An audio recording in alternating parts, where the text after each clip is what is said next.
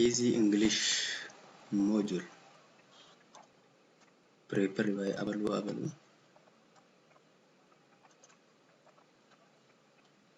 Seensi module kana akkana jaa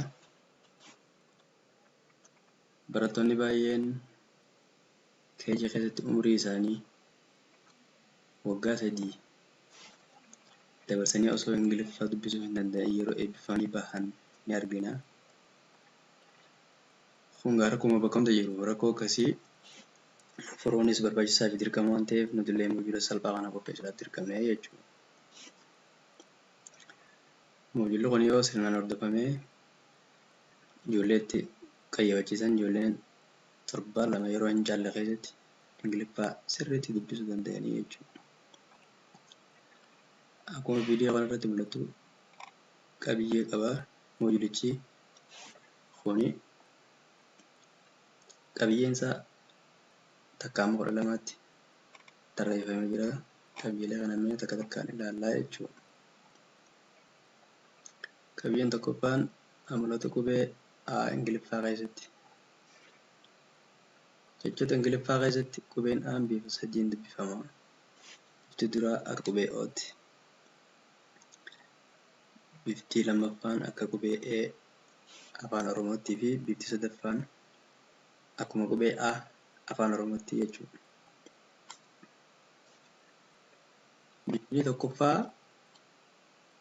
Bifa tokkoffaa kana jalatti akkaataa itti qubeen A'aan kun Ingiliffaa keessatti O ta'etti dubbifamu kan ilaallu yoo ta'u, jechoota Ingiliffaa hunda keessatti yoo qubee A ta'anii qubeen laan jiraate qubeen A'aan akka qubee O'tti dubbifamaa jechuudha. Fakkeenyaaf jechoota akka all, tall, wall, walk, always, alright keessatti qubeen A'aan akka qubee O'tti dubbifamaa jechuudha. Bifti lammaffaan akkaataa itti qubeen A'aan kun Ingiliffaa keessatti E ta'ee jechoota Ingiliffaa keessatti itti dubbifamu kan nutti himu yoo ta'u, jechoota afaan Ingiliffaa keessatti yoo qubee dubbifamaa qubee A'aatti aanee jiru duubaan dubbachiiftuun E jiraatte qubeen A'aan sun akka qubee E'tti dubbifamaa jechuudha. Fakkeenyaaf jechoota akka share, make, take, fake, save, wave fa'aa kan ilaalle yoo ta'e, jechoota kana hunda keessatti qubeen A'aan akka qubee E'tti dubbifamaa jechuudha. Jechoota hedduu jiru jechuudha kana fakkaatan jechoota kana hunda keessatti qubeen A'aan akka qubee E'tti dubbifamaa jechuudha jechoota Ingiliffaa keessatti. Bifa sadaffaa. Bifti sadaffaan kana keekuu akkaataa itti jechoota Ingiliffaa keessatti qubeen A'aan kun akkuma A afaan Oromootti dubbifamu kan yoo ta'u, jechoota afaan Ingiliffaa keessatti yoo qubeen dubbifamaan qubee laa hin ta'in tokko yookiin lama qubee A'aatti aanee dhufee qubeen A'aan akkuma qubee A afaan Oromootti dubbifamaa jechuudha. Fakkeenyaaf jechoota akka at, tap, fat, car, cat, far fi kan kana fakkaatan keessatti qubeen A'aan akkuma qubee A afaan Oromootti dubbifamaa jechuudha. Jechoonni kana fakkaatan hedduutu jiru. Fudhatanii amala qubeen A'aan akkaataa jechoota kana keessatti qabaachuu dhabeessaa kan mirkaneeffachuu dandeessan isinii jechuudha. Qabiyyeen lammaffaan modula kanaa amaloota qubeen C'aan Ingiliffaa keessatti qabu kan mul'isu yoo ta'u, jechoota Ingiliffaa keessatti qubeen C'aan bifa lamaan dubbifamu. Bifti duraa akka qubee Saatti, bifti lammaffaan akka qubee Kaatti dubbifamaa jechuudha. Bifa tokkoffaa qubee C'aa akka qubee Saatti dubbisu.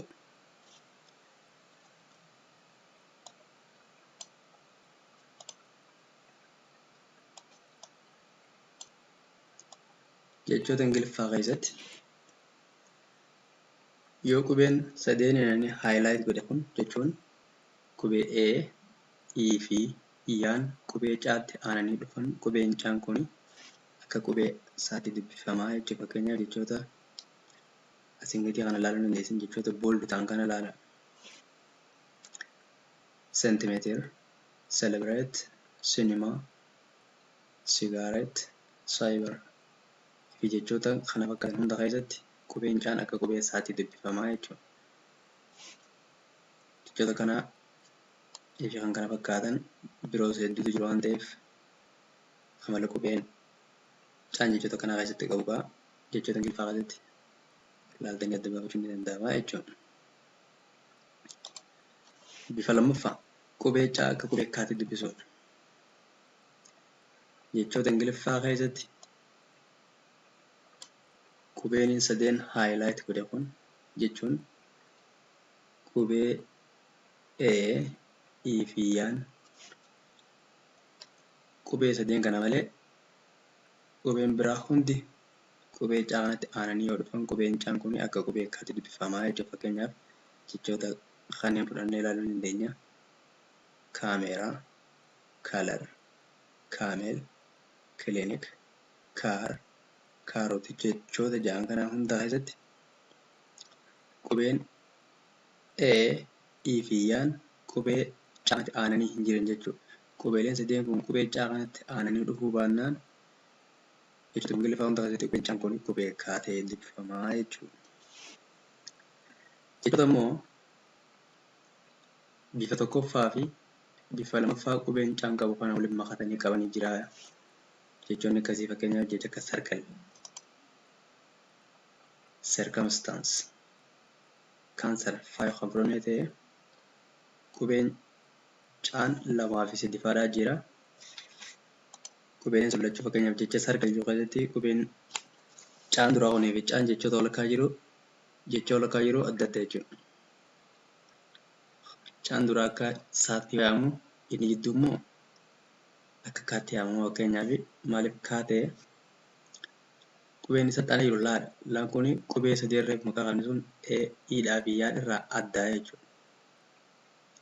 Ka duraa maaliif saa ta'e qubeelee sadii irraa maqaa qabni sun qubee i fi y keessaa tokkootitti aanee jira. Tokkichinis qubee i jechuudha. Fakkeenyaaf qubeen i'n yeroo itti aanee dhufu qubeen caan kun qubee isaa ta'ee jira jechuudha. Circle jennee maqaa isaa yaamnaa jechuudha. Jechoonni kanaa kan birootis hedduutu jiru isinis kitaabolee adda addaa keessa ilaaluu ni dandeessan. Qabiyyee inni sadaffaan amaloota qubeen e'n Ingiliffaa keessatti qabu yoo ta'u, jechoota Ingiliffaa keessatti qubeen e'n bifa lamaan dubbifama. Bifti tokkoffaan akka qubee i dheeraa jechuudha afaan Oromoo. Akka qubee i dheeraa afaan Oromootti yoo ta'u, bifti lammaffaan akka qubee e afaan Oromootti dubbifamaa jechuudha. Bifa qofa qubee e akka i afaan Oromootti dubbisu. Jechoota Ingiliffaa keessatti qubeen e lama walitti aananii yoo dhufan akka i afaan Oromootti dubbifamaa jechuudha. Fakkeenyaaf jechoota akka feet, sheet, teeth, sheep, deep jedhamaniif jechoota biroo kan kana fakkaatan hunda keessatti qubeen i'in kuni qubeen yookaan e'n kuni akka qubee i afaan Oromootti dubbifamaa jechuudha. Bifti lammaffaan qubeen e akkuma qubee e afaan Oromootti dubbisuu yoo ta'u, jechoota Ingiliffaa keessatti yoo qubeen dubbifamaan tokko yookaan lama qofti qubee e kanatti aananii dhufan qubeen e'n kuni akkuma qubee e afaan Oromootti dubbifama. Fakkeenyaaf jechoota akka get, men, well, neck, net, tell, check fi kan kana fakkaatan keessatti qubeen e'n akkuma qubee e afaan Oromootti dubbifamaa jechuudha. Qabiyyeen afuraffaan muuzilichaa amaloota qubeen gaana Ingiliffaa keessatti qaban agarsiisu yoo ta'u, jechoota Ingiliffaa keessatti gaanas bifa lamaan dubbifna. Bifti tokkoffaan akka qubee ejjaatti, bifti lammaffaan immoo akka qubee afaan Oromoo gaatti jechuudha dubbifnaa jechuudha. ABC jala kun immoo GN maqaa haama. Bifa tokkoffaa qubee gaa akka qubee jaatti dubbisu. Jechoota Ingiliffaa keessatti yoo qubeen E fi yaan qubee gaatti aananii dhufan qubeen gaan kun jaa ta'a jechuudha. Fakkeenyaaf jechoota akka gender, general, jeans, giraffe, gymnastic fi kan kana fakkaatan keessatti qubeen gaan akka qubee jaatti dubbifamaa jechuudha. Jechoota kana fakkaatan kan biraallee hedduutu jiru. Ilaaltanii adda baafachuun ni danda'ama jechuudha. Qabiyyee isa lammaffaa jechuun bifa lammaffaa keessatti akkamitti qubeen gaan akkuma gaa afaan Oromootti Ingiliffaa keessattis dubbifama kan yoo ta'u, jechoota Ingiliffaa keessatti qubeen E fi yaan qubee gaadhatti aananii dhufuu baannaan qubeen biraa hundi yoo gaa kanatti aanee dhufe qubeen gaan akkuma gaa afaan Oromootti dubbifama. Fakkeenyaaf jechoota akka game, goat, grade, group, gain, get fi jechoota kanaaf fakkaatan hedduutu jira. Jechoota kanaa hunda keessatti qubeen gaan akkuma afaan Oromoo keessatti dubbifamutti gaa jedhamee dubbifama jechuudha. Jechoota immoo gaan bifa armaan olitti himne kana lamaan makatee itti qabaatutu jira jechuudha. Jechoota fakkeenyaaf gaanjister jecha qalama cuquliisaan barraa'e kana kan laallu yoo ta'e gaanjister, gorgeous jecha kana keessatti gaa lama lamaatu jira. Gaan inni dura akkuma gaa afaan Oromootti, gaan inni gidduu jiru immoo akka jaatti dubbifama jechuudha. Kunis akkuma bifa tokkoffaa fi bifa lammaffaa armaan olii kana keessatti kaafne fi ragaa kan ta'u jechuudha. Qabiyyeen shanaffaan amala qubeen hiidhaa Ingiliffaa keessatti qabu kan mul'isu ta'a. Jechoota Ingiliffaa keessatti qubeen iin bifa lamaan dubbifama. Bifti tokkoffaan akka qubee I yookaan I jennee kan dubbifnuu fi bifa lammaffaa keessatti akkuma I afaan Oromoo I jennee yeroo itti dubbifnutu jira jechuudha. Bifa tokkoffaa qubee hiidhaa akka I itti dubbisuu jechoota Ingiliffaa keessatti jechuudha. Yeroo akkamii qubeen iin kun akka I itti dubbifamu kan jiru immoo jechoota Ingiliffaa keessatti yoo qubee dubbifamaa qubee hiidhatti aanee jiru duubaan dubbachituun jiraate qubeen iin sun akka I itti dubbifamaa jechuudha. Fakkeenyaaf jechoota magatii kana kan laallu yoo ta'e bite, light, fire, wire, wide, ride keessatti qubeen iin kun akka I itti dubbifamaa jira jechuudha. Jechoonni kana fakkaatan baay'ee jiru laaluu ni dandeessanii jechuudha. Bifa lammaffaa qubee I kana akkuma afaan Oromoo keessatti I jennee yeroo itti dubbifnu yoo ta'u, jechoota Ingiliffaa kamiyyuu keessatti qubee dubbifamaan tokko yookaan lama qofti qubee I kanatti aananii yoo dhufan qubeen iin akkuma qubee I afaan Oromoo keessatti dubbifamu sanitti I jedhamee dubbifama jechuudha. Fakkeenyaaf jechoota akka sit, kill, hit, fit, wind, wing keessatti qubeen iin akkuma qubee I afaan Oromootti dubbifamaa jira jechuudha. Jechoota kana baay'eetu jiru. Kitaabolee biraa keessatti ilaaltanii adda baasuun ni danda'ama jechuudha. Qabiyyeen inni ja'affaan moojulichaa amala qubeen O qabu jechoota garaagaraa keessatti kan nutti agarsiisu ta'a. Jechoota Ingiliffaa keessatti qubeen O bifa lamaan dubbifamaa jechuudha. Bifti tokkoffaan akka qubee O afaan Oromootti O jennee yeroo dubbifnuu fi bifti lammaffaan akka qubee U afaan Oromootti yeroo itti dubbifnu jira jechuudha. Bifa tokkoffaa akkuma afaan Oromoo keessatti jechoota Ingiliffaa keessattis qubee O kana O jennee dubbisuu. Jechoota Ingiliffaa keessatti qubeen O yoo tokko qofa ta'e jechoota Ingiliffaa keessatti qubeen O tokko qofti yoo jiraatan yoo jiraate akkuma o afaan Oromoo dubbifamaa jechuudha. Fakkeenyaaf jechoota akka rock, node,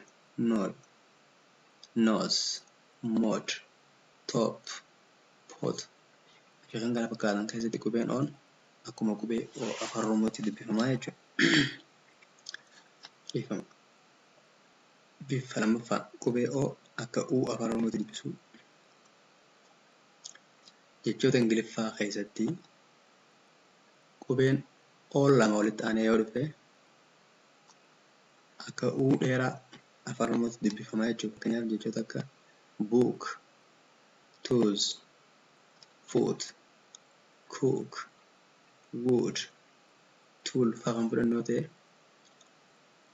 qubeen on lama ta'eeti jira.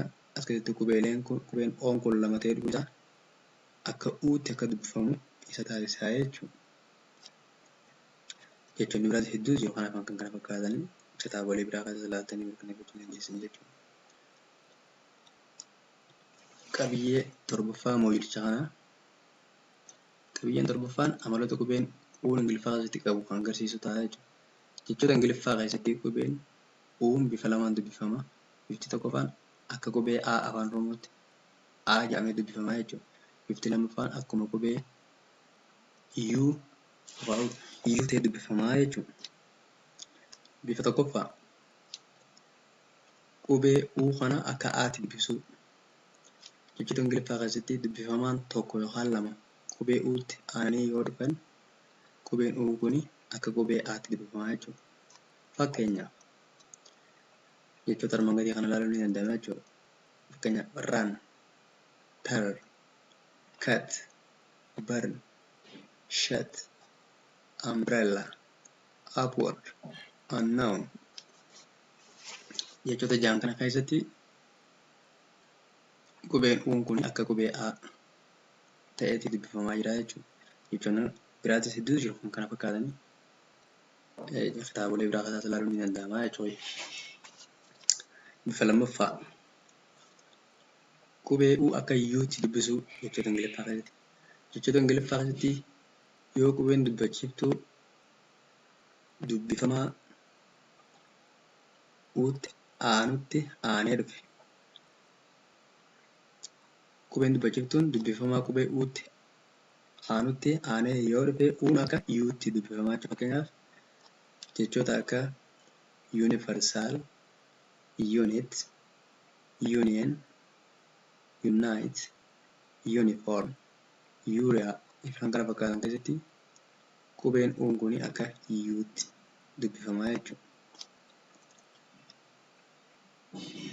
Qabiyyee saddeettaffaa mooyilichaa kan ilaallu yoo ta'e qabiyyichi kun amala qubeen cimdii ph yookaan phaa afaan Oromoodhaa Ingiliffaa keessatti qabu kan ilaallu yookaan kan nutti agarsiisu ta'a jechuudha.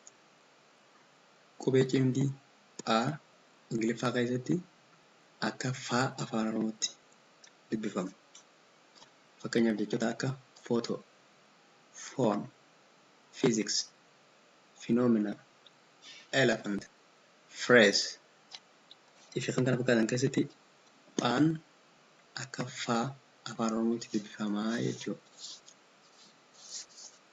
Qabiyyee saglaffaa amala qubee cimdii th Ingiliffaa keessatti. Jechoota Ingiliffaa keessatti qubeen th qubeen cimdii kun bifa sadiin dubbifama. Bifti tokkoffaan akka qubee zaa afaan Oromootti, bifti lammaffaan akkuma qubee taatti fi bifti sadaffaan akka qubee saatti dubbifamaa jechuudha. Fakkeenyaaf bifa tokkoffaa ilaallu.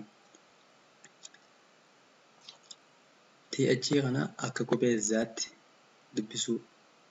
Jechoota Ingiliffaa keessatti yoo qubeen A fi N dubbifama tokko qofaan hordofame TH'tti aananii dhufan TH'n kun akka zaatti dubbifamaa jechuudha. Fakkeenyaaf jechoota akka the, they, their, that, than keessatti TH'n kun akka zaatti dubbifamaa jechuudha. Bifa lammaffaa TH akkuma qubee taa afaan Oromootti dubbisu. Jechoota Ingiliffaa keessatti yoo qubeen dubbachiiftuu E A fi E waliin maxxananii E fi O'n yookaan A fi O waliin maxxananii TH'tti aananii yoo dhufan TH'n akka qubee taatti dubbifamaa jechuudha. Fakkeenyaaf jechoota akka teen, think, Thailand, theory fi kan kana fakkaatan TH'n akka qubee taatti dubbifamaa jechuudha. Bifa sadaffaa TH akka qubee saatti dubbisuu. Jechoota Ingiliffaa keessatti yoo qubee dubbifamaan TH'tti aanee dhufe TH'n akka qubee saatti dubbifamu. Fakkeenyaaf jechoota akka three fi through keessatti TH'n akka qubee saatti dubbifamaa jechuudha. Number 3 fi through hajuuni sababa qubeen dubbifamaan TH duubaan dhufeeni TH'n kun saatee dubbifamuu danda'e jechuudha. Qabiyyee kurnaffaa dubbachiftuu garaagaraa walitti makamanii akka qubee takkaatti kan dubbifamantu jira jechuudha Ingiliffaa keessatti. Fakkeenyaaf jechoota Ingiliffaa keessatti qubeen IOU yookaan EOU'n fi EA yookaan IA EOU akka qubee aatti dubbifamanii jechuudha. Isaan kun sadeenu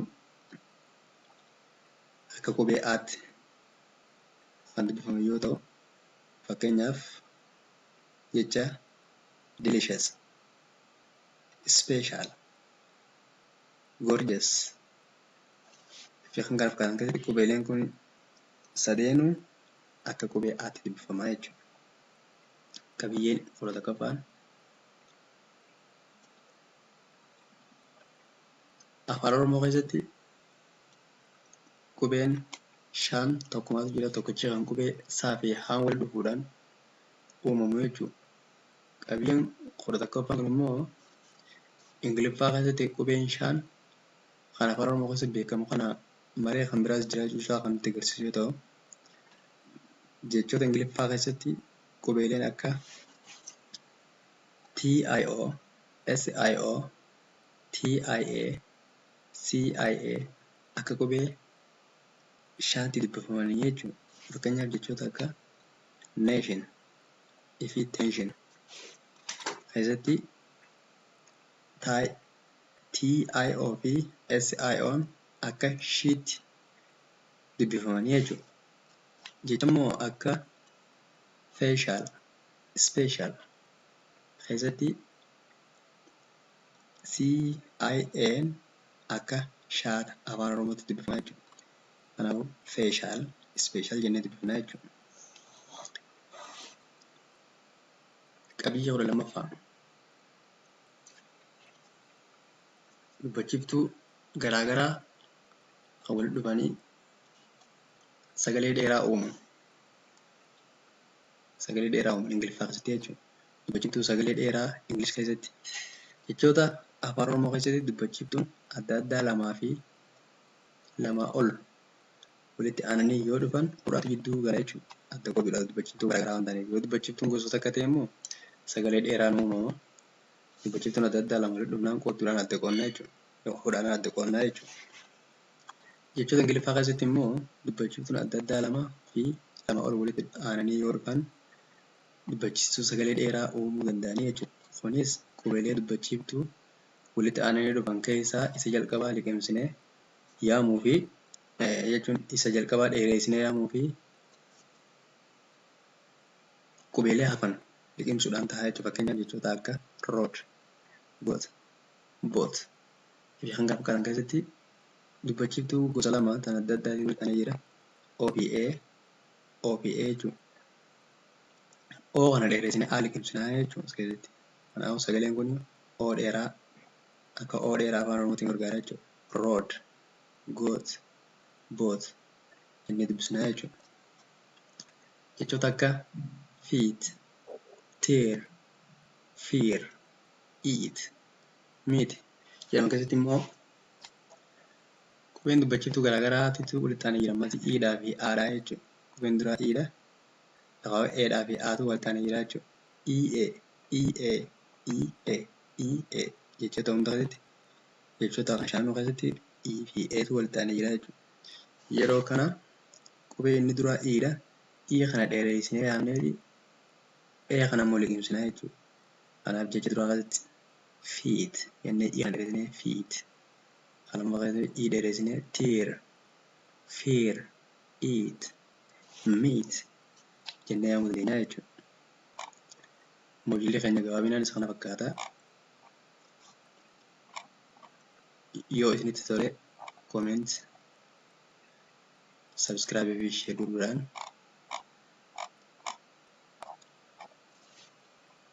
sagantaalee itti aantu keessatti viidiyooleen gadhiifaman akka dursanii isin bira gahan